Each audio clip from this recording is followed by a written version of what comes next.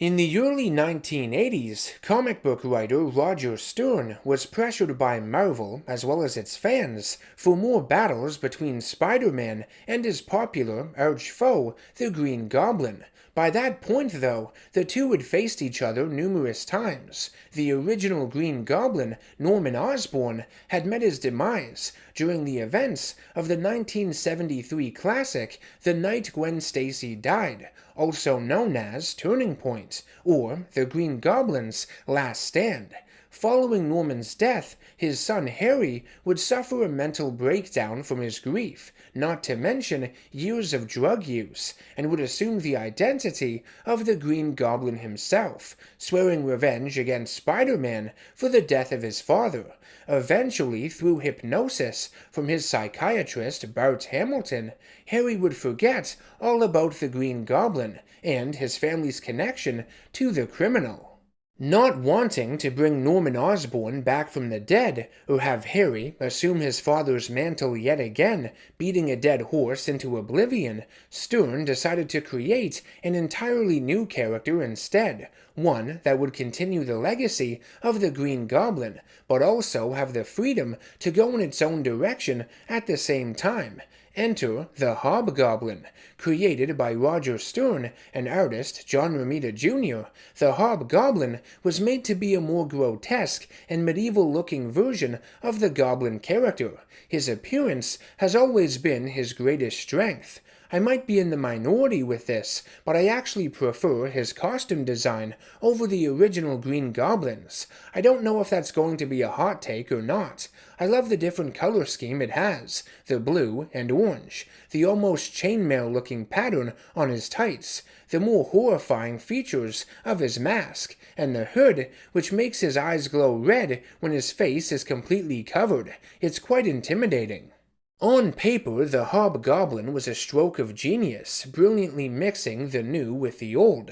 From the very onset, he had been depicted as one of Spider-Man's deadliest enemies. Not only did he wield upgraded versions of the Green Goblin's weaponry, but since his sanity had not been compromised like both of the Green Goblins before him, that meant that his actions were far more strategic, using complex layers of deception to remain one step ahead of Spider-Man at every turn. Though the concept behind the Hobgoblin was, and still is, phenomenal, his arc as a whole, the mystery behind his identity, how it was all handled, is one of the most heartbreaking and tragic stories in all of comics. I'll have to fight back tears as I'm recording this one. The mystery and eventual reveal of the Hobgoblin's secret identity lasted well over a decade, making it one of the longest-running unanswered questions in Marvel history. Highly controversial in areas, the messy events of the Hobgoblin Saga were the result of conflicting ideas and miscommunication that was going on behind the scenes amongst the creators at Marvel. The Hobgoblin Saga was a creative clusterfuck, let's be honest. It lasted a lot longer than it needed to. The overarching narrative felt like it was running in circles, just for the heck of it, treading water, and was very indecisive with its direction. The mystery behind the Hobgoblin's identity had been prolonged through contrived and artificial means for so long that by the time it actually was revealed, in a very confusing and frustrating way, its impact was basically non-existent. All the goodwill and momentum this story, which could have been one of the greatest in Spider-Man history, had built up over several years, was completely lost in an instant, with a single decision. The initial reveal went over so poorly with readers that the true identity of the Hobgoblin would have to be retroactively changed and repaired, the best it could, a decade later, by the very same man who introduced the character in the first place, Roger Stern. The Hobgoblin made his first appearance in Amazing Spider-Man number 238 from 1982. A bank robber named George Hill is being chased by Spider-Man and escapes capture by hiding out in the sewers, stumbling upon one of the Green Goblin's many secret hideouts throughout the city, this one beneath the Oscorp manufacturing warehouse. Hill would later return to the site with a mysterious man in a trench coat and fedora. The two would loot the hideout of its equipment and burn the rest of it to the ground. Once their van is emptied of its contents, Hill is sent to get rid of the vehicle, the evidence, but an explosive planted in the van would be detonated by the mysterious man, killing his would-be partner. The man would read through pages of the Green Goblin's journal found at the hideout, learning the inner workings of all the various weapons and equipment, from the pumpkin bombs to the hand blasters to the iconic Goblin glider itself. Wanting to emulate and surpass the original Green Goblin, he would create for himself a more fearsome-looking mask, and using dyes would alter the color of the Green Goblin's costume, also adding a hood to it. Calling himself the Hobgoblin, the man would use Osborn's journals to find more of his hideouts throughout the city, raiding them of even more equipment and journal pages, expanding his goblin skills and knowledge. Spider-Man would learn of these attacks and begin investigating some of Osborn's hideouts he is aware of, eventually encountering the Hobgoblin in one of them. Immediately, Peter can sense the inexperience of the Hobgoblin, who is making rookie mistakes his predecessor never would have.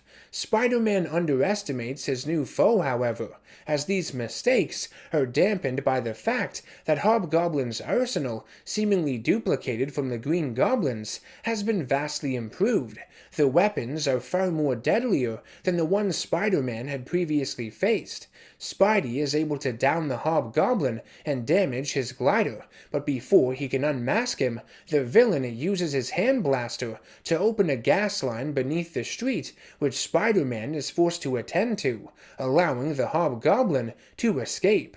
More Oscorp properties would be targeted over the next few weeks, with chemical storage files in them stolen. Spider-Man faces off with a bunch of goons hired by the Hobgoblin, loading chemicals into a semi-truck at one of these warehouses. The driver of said semi-truck is seemingly the Hobgoblin, who throws razor bats at Spidey, and then sets the entire warehouse on fire with an incendiary bomb as a distraction so he can make a clean getaway. As Spider-Man is busy rescuing everyone inside the warehouse, a van is seen coming out of the back of the semi's trailer a few blocks away. When Spider-Man finally catches up to the truck, following a spider tracer he had planted on it when Hobgoblin drove away, he finds it being driven by a mechanical steering device, which deliberately crashes the truck shortly afterwards.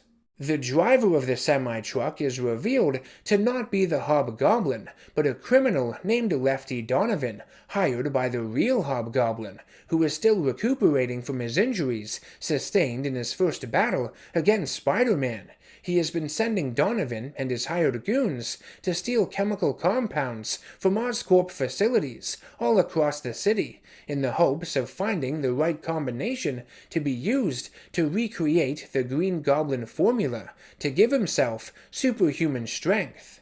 Sometime later, in a mansion on Long Island, a man with his face obscured has just finished mixing together chemicals to create the Goblin formula, and just like the original, it explodes in his face.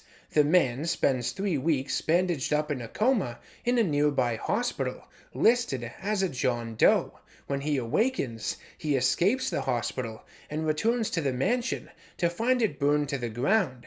He opens up a secret hatch leading to an underground lair, housing the Hobgoblin costume and gear. The man then challenges Spider-Man to a battle in Times Square that the hero accepts. The two battle each other with Hobgoblin showing off his newfound strength to the surprise of Spider-Man. The fight ends when one of Hobgoblin's pumpkin bombs is thrown back at him by the wall crawler, which causes a movie theater billboard to explode, knocking Hobgoblin off his glider and onto the building's roof. Spider-Man pulls off Hobgoblin's mask to reveal Lefty Donovan underneath. He demands that the criminal tell him how he had become so strong so fast, and Donovan responds by saying it was due to the Goblin formula he had synthesized, and also mentions that he has a boss. Before Donovan can spill the beans on who his boss is, the foot clamps of the Goblin glider tighten, and its remote guidance controls are taken over, sending Donovan crashing into the side of a nearby building, killing him. We then cut to the real Hobgoblin watching the news covering the events that had transpired and thinking to himself. Using hypnotic commands, he had ordered Donovan around, was monitoring his vitals and abilities with his supercomputer using nodes placed on Donovan's chest, and through those tests will be able to create a more potent goblin formula, stronger than the last, and this time without all the explosive side effects involved. By the time the Hobgoblin appeared next in Amazing Spider-Man issue number 249, he had perfected the serum and possessed enhanced levels of strength, having entered a specially designed gas chamber, squeezing through this weird membrane that looked kinda like a butthole, among the pages of Peter Parker the Spectacular Spider-Man number 85. Now, even more dangerous, Hobgoblin would begin blackmailing some of the richest men in New York. He has them all gather at the exclusive Century Club in Manhattan. A red curtain opens up to reveal the villain, and he offers to keep the deepest, darkest secrets of all the millionaires secret if they agree to pay him regular ongoing fees. J. Jonah Jameson is among the socialites in attendance, along with Harry Osborn. Hobgoblin is threatening to reveal Jameson's involvement with the creation of the Scorpion, and the fact that Norman Osborn was the Green Goblin. JJJ refuses to pay Hobgoblin any fees, same with Harry, who punches Hobgoblin in the face and reveals him to be a robot, a decoy. The real Hobgoblin crashes through the window of the Century Club and battles with Spider-Man once again. A gas bomb goes off which eliminates the hero's spider sense and knocks him unconscious before he can place a spider tracer on Hobgoblin's glider. Thankfully, Wilson Fisk, the Kingpin, is also present at the Century Club and prevents Hobby from finishing off the webhead. As Hobgoblin flies off, Kingpin does Spider-Man a favor and attaches the dropped spider tracer to Hobgoblin's glider with a well-aimed throw, and after waking Spider-Man up with some smelling salts, tells him to go after him. The Hobgoblin is a threat to Kingpin's criminal operations, and he wants him removed from the board. It's great how Kingpin's act of kindness is still a form of manipulation that will better him in the end. Smooth. When the Hobgoblin returns to his hideout, we get a nice glimpse of his tech-heavy battle van in the background that acts like a mobile base he had stolen from one of Osborn's warehouses. The villain discovers the Spidey tracer on his glider, and through reading a few of Osborn's notes, believes Spider-Man can only track it with a functioning spider sense, still weakened by the effects of his gas. He also believes that Osborn may have known the true identity of Spider-Man, but he has yet to read about it in any of the journals. Peter and Harry discuss the Hobgoblin over coffee, and we get our first major clue as to the villain's identity. Hobgoblin seemed to know his way around the Century Club, as if he were a member of it. Going off this lead, Spider-Man finds and questions several of the club's members, including financier George Vandergill and fashion designer Roderick Kingsley, but his search turns up nothing. After returning to his apartment, Peter conveniently remembers that he can track his spider tracers another way. He had altered their frequency so he could pick them up with his spider sense, and had become so comfortable doing that he had forgotten about his old electronic receiver, which he had used in his early days. Having been buried in his closet for years inside of a jewelry box, the device had seized up from non-usage.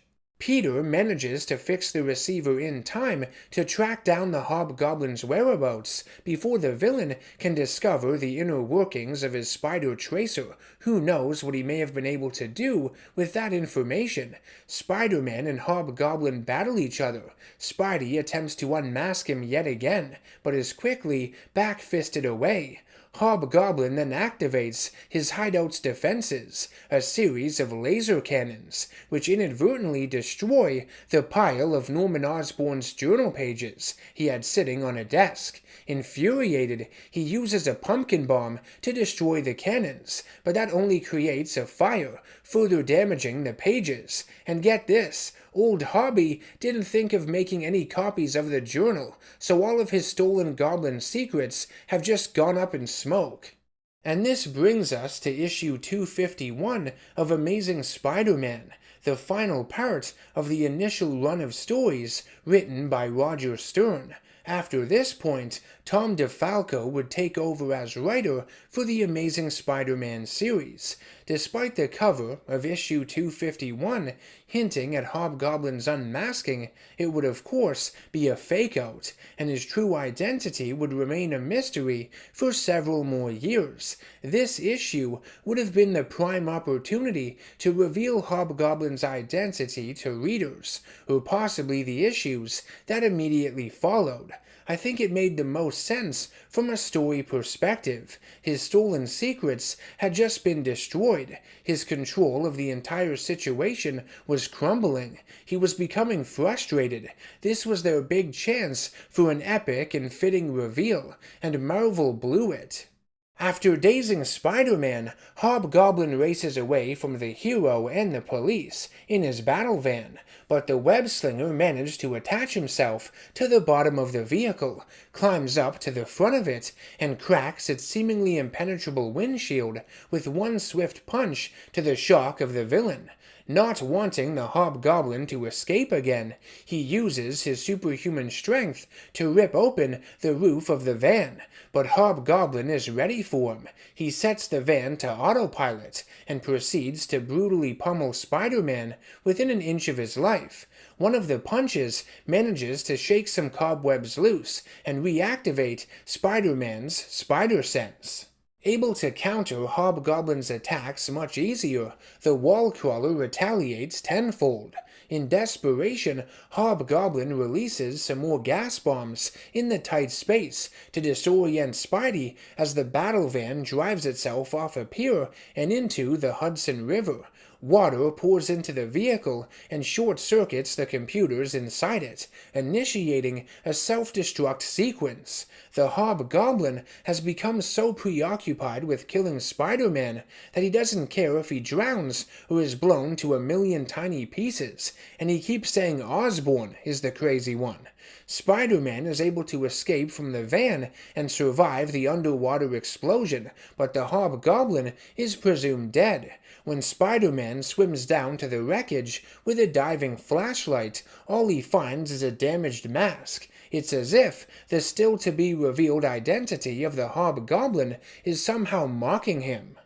So yeah, issue 251 or the issues immediately following it should have been when the plug was pulled on the Hobgoblin's identity. I'm not saying the mystery couldn't have been extended, but if the plan was to do that, then each new Hobgoblin appearance moving forward needed to raise the stakes of everything, and if the secret behind his identity was to remain as such, then that needed to be handled in such a way that the intelligence of the reader would not be insulted. Though there are some neat ideas and moments that pop up here and there throughout the remainder of the Hobgoblin Saga, things would get a bit messier from this point onwards, and you get a strong sense that writer Tom DeFalco and later Jim Owsley, now known as Christopher Priest, were just stalling for time. There was no real game plan going on behind the scenes. Hobgoblin would survive the battle van explosion and begins targeting various underground casinos and other mob rackets throughout New York, partnering up with the Rose, a crime lord under the Kingpin's employ that would later be revealed to be Richard Fisk, Kingpin's son, who aimed to build a criminal empire that would rival and surpass that of his father's. Hobgoblin would start buying up stock of Osborn Manufacturing, which was the name it went by at that point. I don't think it was called Oscorp until well into the 90s. Anyways, Hobgoblin attacks Harry Osborn in his office, crashing through its window, and demands to see more of his father's journals. believing Hobgoblin would go after more of them since the only journal pages he had were destroyed in that fire. Spider-Man is waiting for him. Their clash moves through several Osborn offices, hallways, and boardrooms. Hobgoblin is even knocked into a toilet and gets his hand stuck in it with some web, a priceless visual, and a strong representation of the prestige of this character slowly being flushed down the shitter. The two would make their way outside, and Hobgoblin is able to get away after slamming Spider-Man into the front of a subway train with his glider. The villain would end up kidnapping Liz Allen, then Osborn, Harry's wife, along with Mary Jane, in order to persuade Harry to find more of his father's journals and bring them to him. At the warehouse, he holds them prisoner. Hobgoblin even threatens to kill Liz and her baby. She was pregnant at the time, if she fell out of line, which is pretty harsh. At this point, Harry had learned that his father had been the Green Goblin again, and was able to find a journal in a desk which contains an entry dated a week before Norman died, making it quite possibly his most extensive. Harry meets with the Hobgoblin in Central Park and demands to see Liz and MJ before handing over the journal. The Hobgoblin knocks him out, steals it, and takes Harry to the same warehouse he is holding Liz and MJ instead. Thankfully, Peter had placed a spider tracer on Harry's car, knowing Hobgoblin was after him, and was able to stealthily follow the villain back to his hideout as Spider-Man. Spidey faces off with the Rose's army, as well as Hobgoblin himself.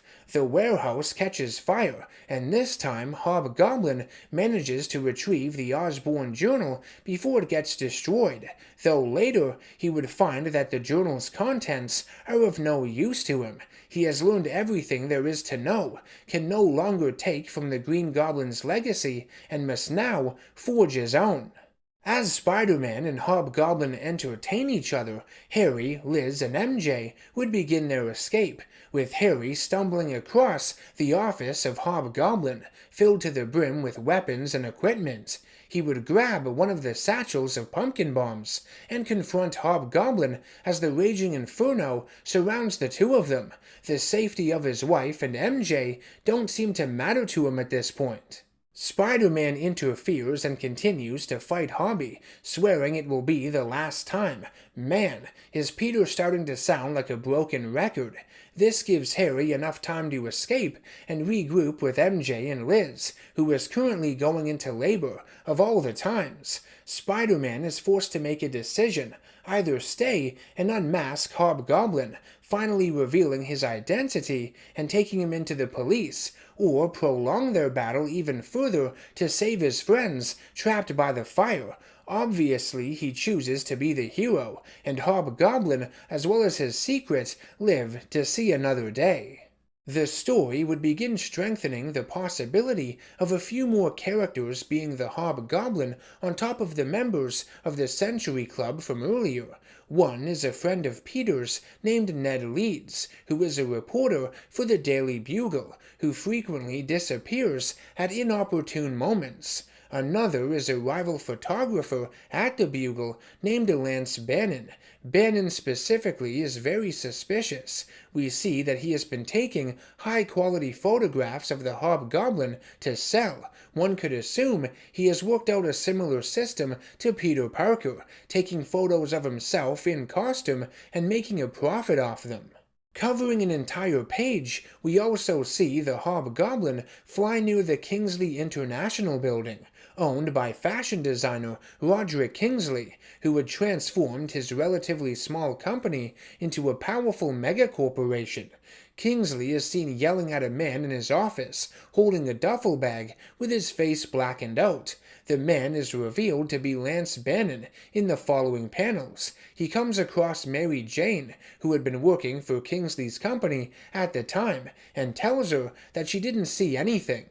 Things get further complicated when the damaged relationships of Ned Leeds and Flash Thompson get thrown into the mix. Leeds and his wife Betty Brant have been having issues due to his frequent disappearances. He tells her are undercover assignments given to him by the Daily Bugle that the Bugle doesn't even know anything about. Flash has also been cheating on his girlfriend Shoshone, who he frequently abuses, with Betty, and after Leeds discovered the affair, the two men have an altercation on the street, which results in Ned being punched in the face by Flash, drawing blood. When we see the Hobgoblin don his mask again, he mentions not letting his personal issues get in the way of business, and would end up kidnapping Shoshone to use as a pawn for his revenge, having you believe the Hobgoblin is Ned Leeds. Spider-Man faces off with Hobgoblin again, this time in his black suit, which was the fabric version of it, no longer the symbiote at that point. During the encounter, Hobgoblin would throw Shoshone from his glider, and Spider-Man would leap to save her, getting flashbacks of Gwen Stacy. He manages to redeem himself and saves Shoshone, but when his web strand goes taut, his shoulder is dislocated. Better than breaking a neck though, am I right? Because of his weakened arm, Spider-Man is at a disadvantage, and the Hobgoblin is able to incapacitate him with his weapons. Before he can finish him off, though, Spider-Man comes to and blinds the villain with a web ball to the face, which forces Hobgoblin to remove his mask and quickly flee the scene. Flash Thompson goes to visit Shoshone in the hospital and threatens Hobgoblin on national TV. The next time Hobgoblin fights Spider-Man, he blows a hole into the basement of a warehouse and causes the building's gas furnace to explode, knocking Spider-Man out. When the wall crawler comes to, he sees the body of the Hobgoblin lying in the smoke. When he approaches him and unmasks him, the villain is revealed to be his friend and former tormentor in high school, Flash Thompson.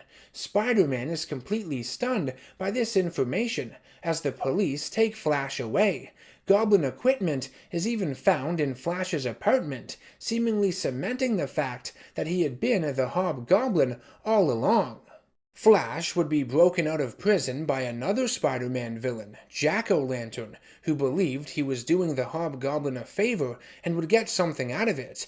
The next time we see the Hobgoblin is during the events of the 5-part Gang War storyline that ran from Amazing Spider-Man 284 until issue 288, written mainly by Jim Owsley, with assistance from Tom DeFalco in the earlier issues. It's centered around various gangs and their villains for hire, led by the Rose, Hammerhead, Silvermane, and the Kingpin's right-hand man, the Arranger, battling for criminal supremacy in New York. The Hobgoblin is severely downgraded in this storyline to the role of side villain, employed as an enforcer for the Rose, who works out an alliance with the Arranger, and Hobgoblin is ordered to team up with the Arranger's enforcer, Jack-O-Lantern. The biggest moment in this storyline, at least as it pertains to Hobgoblin, is during a gang war that happens in Jackson Heights. Hobgoblin battles Spider-Man in the rain, in the bullet-heavy war zone, and angrily flies off, abandoning the Rose and his men when Spider-Man refuses to continue fighting him in favor of saving civilians caught in the crossfire. Jack-O-Lantern also calls him crazy too, which doesn't sit well with him either. In issue 288, Hobgoblin goes to the apartment of Betty Leeds, where Flash Thompson has been hiding out from the police since his breakout from prison. Hobgoblin would beat and intimidate Flash in the bedroom, showing him his true face. When Betty enters the room and gets a quick glimpse of it, it causes her to faint. If Flash isn't the Hobgoblin, then it should be obvious by now who it really is. And here we are at issue 289 of Amazing Spider-Man from March of 1987, written by Peter David, the issue in which the identity of Hobgoblin was finally officially revealed after 5 long years.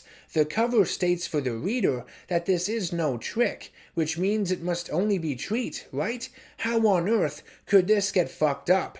Well, rather easily. Jesus. We find out that Kingpin has an extensive file on the Hobgoblin, which also happens to contain his secret identity. How convenient. He invites Spider-Man to his tower with the intention of giving it to him. Spider-Man meets with Fisk and learns that the Hobgoblin had been Ned Leeds, who had recently been killed by a group of assassins sent by the mercenary known as the Foreigner while he was in Europe investigating a story for the Daily Bugle.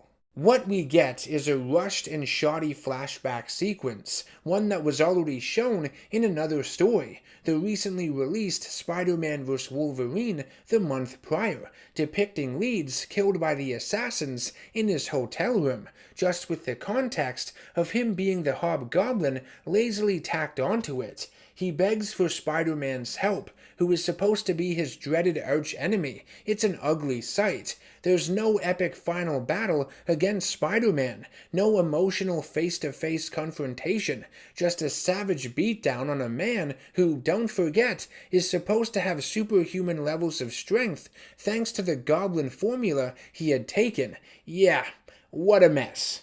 Now, I should mention there is an encounter between Spider-Man and Hobgoblin in issue 289 of Amazing Spider-Man, but it's not against Leeds. We find out that Jack-O-Lantern, that is Jason Masondale, had hired the Foreigner to take out Leeds, so he could steal his Hobgoblin equipment and replace him in the role. Some might call that awesome, but I think it makes Jack-O-Lantern look really petty as an antagonist. Pathetic, really. Trading one Halloween-themed identity for another just because it gives him a bit more credibility.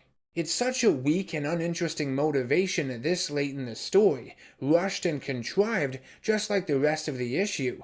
The fight Spider-Man and Jason Masondale have with one another isn't even that impressive when compared to the earlier battles between Spider-Man and Hobgoblin. It should feel grand and climactic, but at that point, I think everyone was just so disappointed that they didn't even care about what was happening. I know I didn't.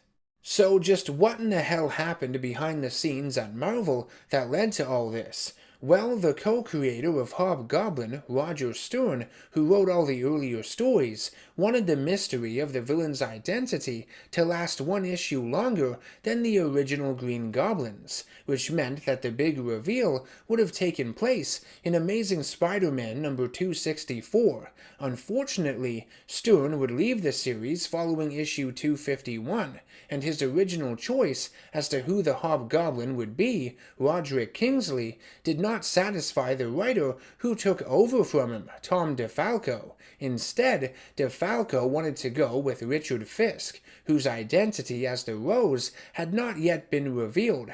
That happened in issue 286 during the events of the Gang War storyline. DeFalco would later decide to shift course from Fisk and try to keep the mystery of the Hobgoblin's identity going as long as possible to build up the suspense. Adding to the mix was Marvel editor and writer Christopher Priest, then Jim Owsley, who had been told the Hobgoblin's identity was Ned Leeds at a creators' conference. At that same conference, writer Peter David was also told that information and believed Leeds was who DeFalco had intended it to be all along, which wasn't true. Priest then told David to make Ned Leeds the Hobgoblin in issue 289 of Amazing Spider-Man. Problem was, Priest had just written the Spider-Man vs. Wolverine one-shot that had killed Ned Leeds off, and the artwork of it had already been finished, so it was too late to go back and change it. Rather than take even more time to pick someone else as the Hobgoblin, they just kept Leeds dead, and forced all of the Hobgoblin stuff onto him in a cheap flashback sequence, one that did a disservice to the Hobgoblin character, disregarding his skills with his weaponry, and the fact that he had possessed superhuman levels of strength by that point in the story. It was like placing drugs on a dead body and then leaving the scene of a crime. Leeds as the Hobgoblin. Now let's get the fuck out of here. You wish Roger Stern had been able to stay on so he could have wrapped everything up more naturally after his initial storylines. Like I had mentioned earlier in the video, issue 251 of Amazing Spider-Man was the best time for the unmasking to happen, in my opinion. Either that, or in the immediate issues that followed, or in issue 264, like Stern had originally planned. Thankfully, he would be given the opportunity to come back and fix a lot of the discrepancies surrounding his character with the 1997 three-part story Hobgoblin Lives. Honestly, it does a pretty decent job tying up loose ends, and provides a far greater and satisfying conclusion to this saga than Amazing Spider-Man 289 did. If you are looking to read the Hobgoblin Saga for the first time, or are planning to revisit it, make damn sure you end with this story arc, or else you'll be left disgruntled. Hobgoblin Lives has the original Hobgoblin start up exactly where he left off, committing various corporate takeovers, thirsting for more power, and killing any bigwigs that stand in his way. Peter has a nightmare of the events that took place in issue 251 of Amazing Spider-Man, when he found Hobgoblin's damaged mask at the bottom of the Hudson River. Much like all the readers, he is still in denial over the villain being his late friend, Ned Leeds, refusing to believe it.